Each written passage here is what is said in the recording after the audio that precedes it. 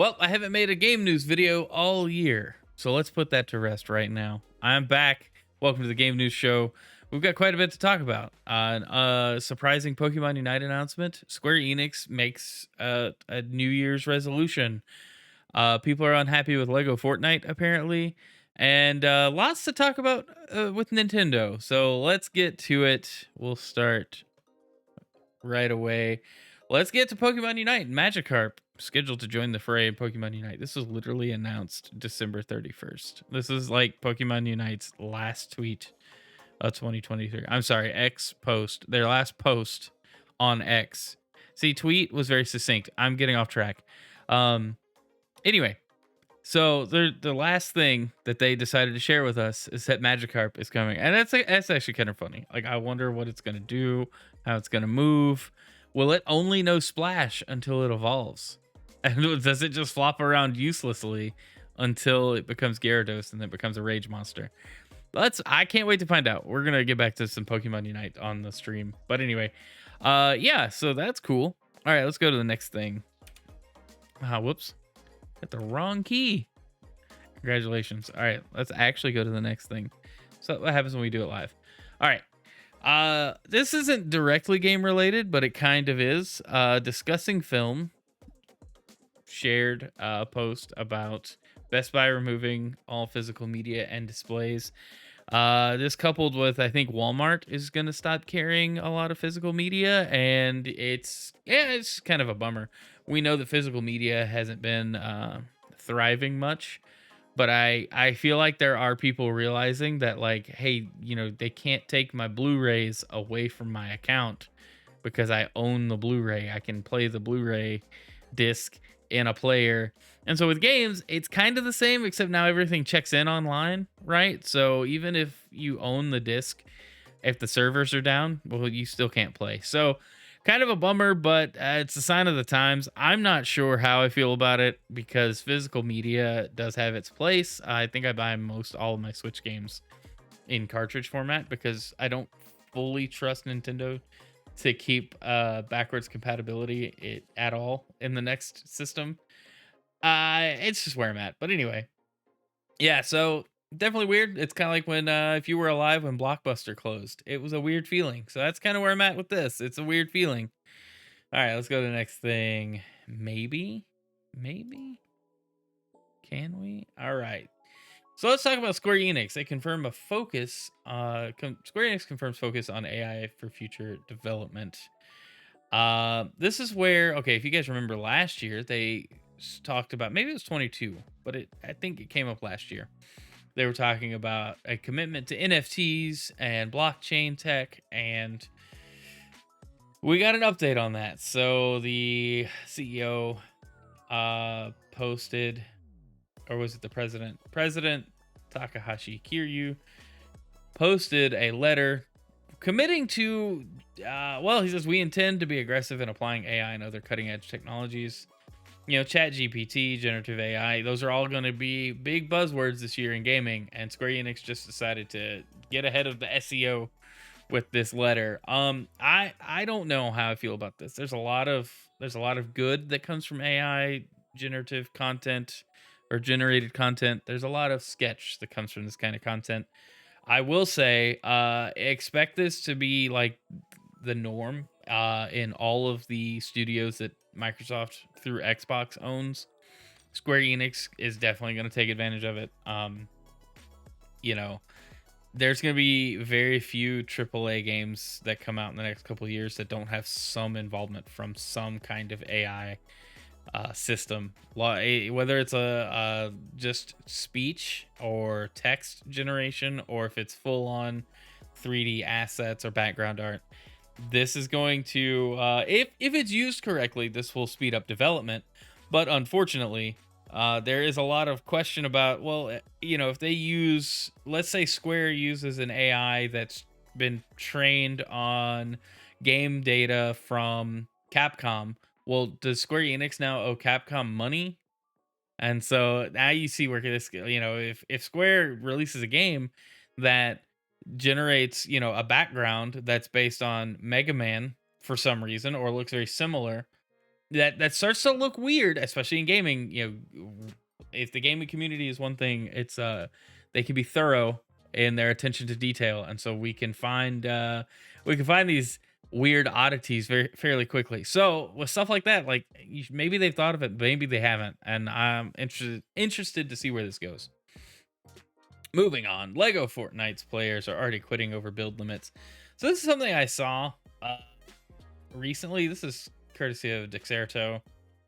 Basically, this is Minecraft. And so in Minecraft, people want to build stuff and do things, and when you start to hit limits earlier than you expected, it's disappointing, especially as big as these worlds can be.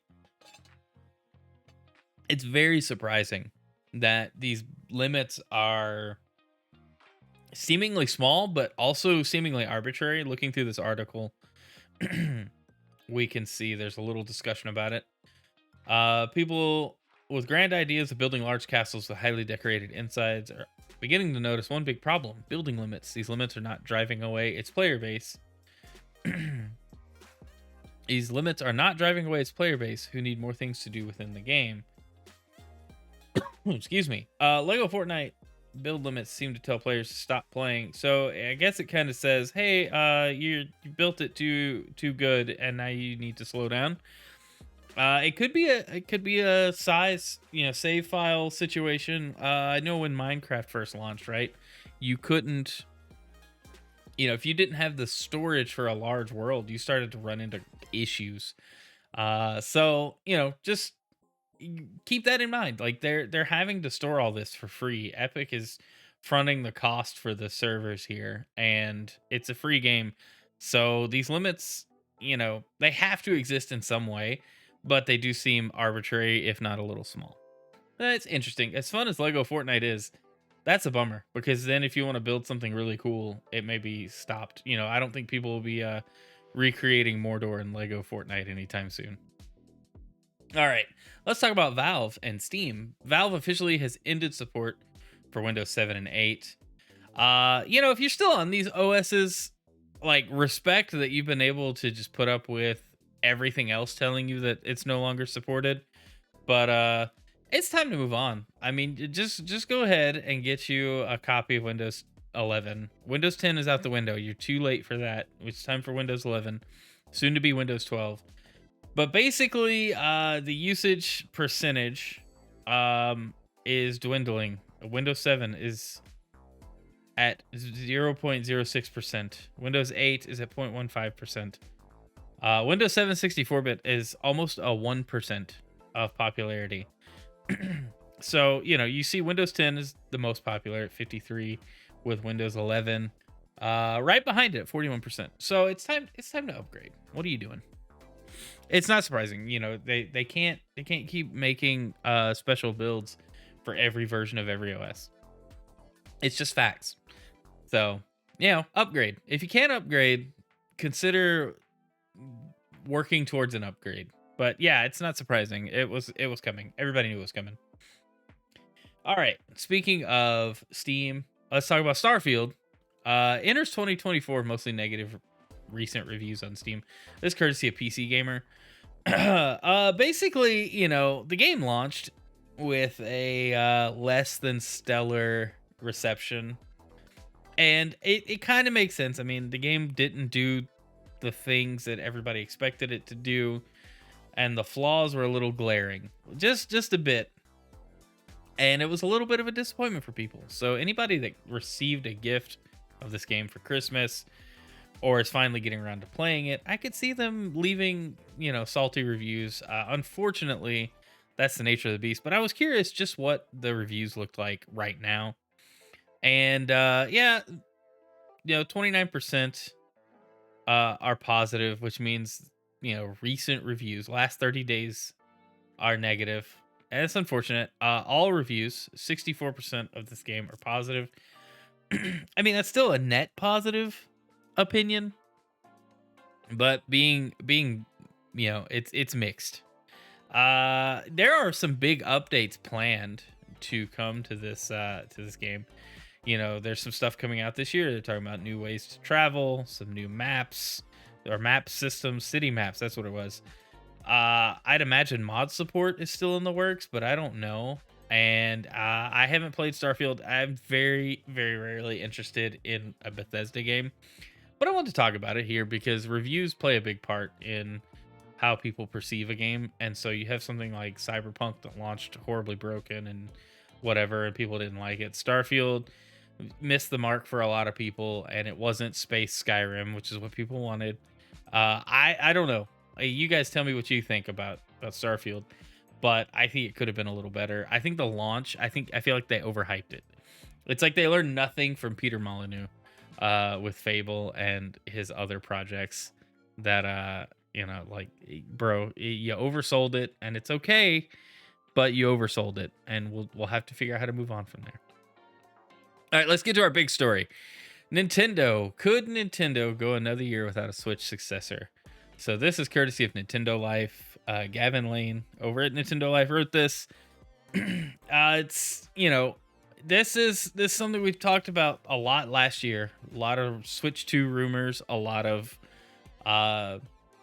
a lot of speculation on what the next Switch should contain, will contain. Will it be backwards compatible? Is it getting new Joy-Cons? Will it be HD or 4K? Will it have an OLED? All of these questions have been circulating and iterated upon and thought through, and everybody has. I even jumped in on it a little bit last year. But my big takeaway is the sales of the Switch are so good and so steady. Now it's a steady decline because I mean we're 7 years in, so keep that in mind.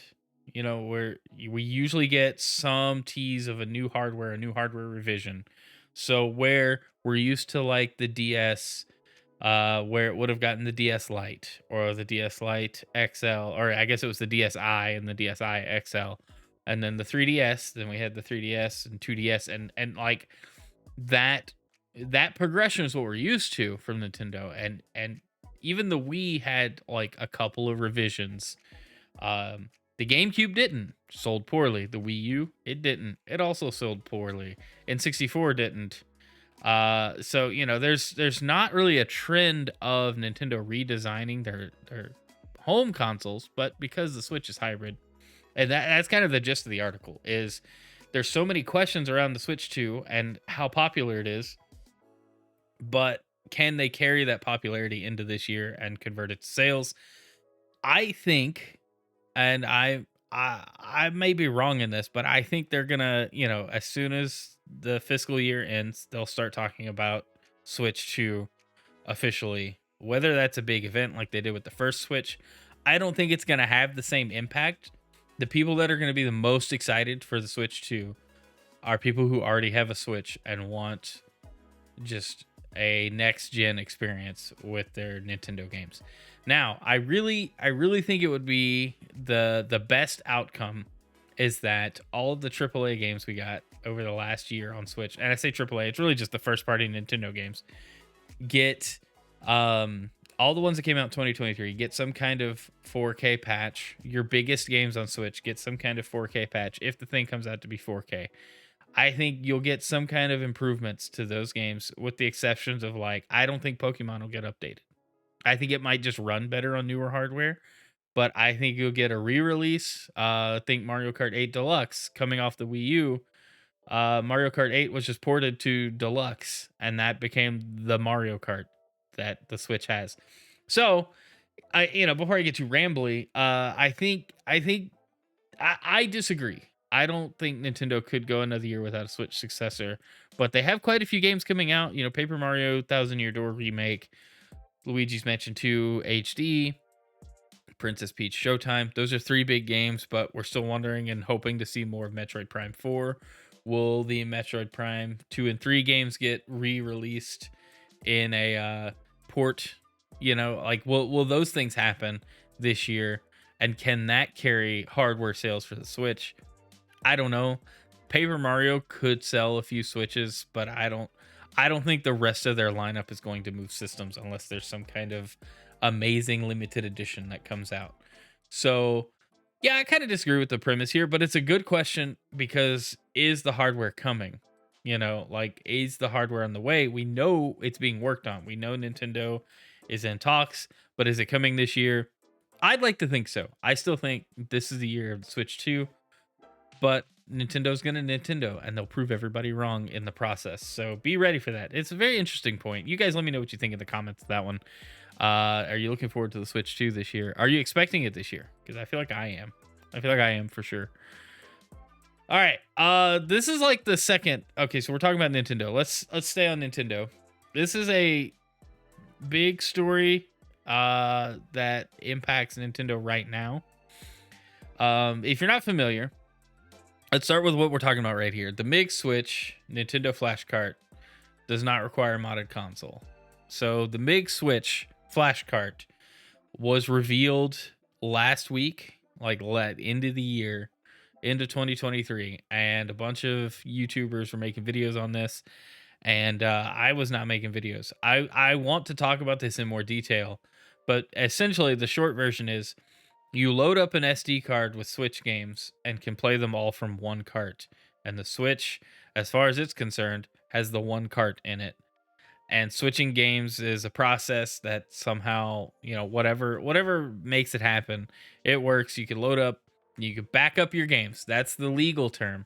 That's the legalese around it. You can back up your games and have them all in one cartridge, which does sound appealing, but then just buy your games digitally. But that's the gotcha, isn't it? Because we all know everybody that buys this is going to pirate a bunch of Switch games. There's no getting around that. That's what people do with these kinds of things. This is what happened on the DS and the 3DS with the R4 cartridges, which basically let people just load up DS games and not have to buy anything from the eShop or go buy, whatever. And so that's kind of the concern. So the fact that it doesn't require a modded console to play the backups, quotes, backups, but you need a modded console to back up your own games might be a limiting factor there, but I'm pretty sure people are going to upload all sorts of Switch ROMs. It's not really ROMs at this point, but, Switch ROMs as far as everybody's concerned.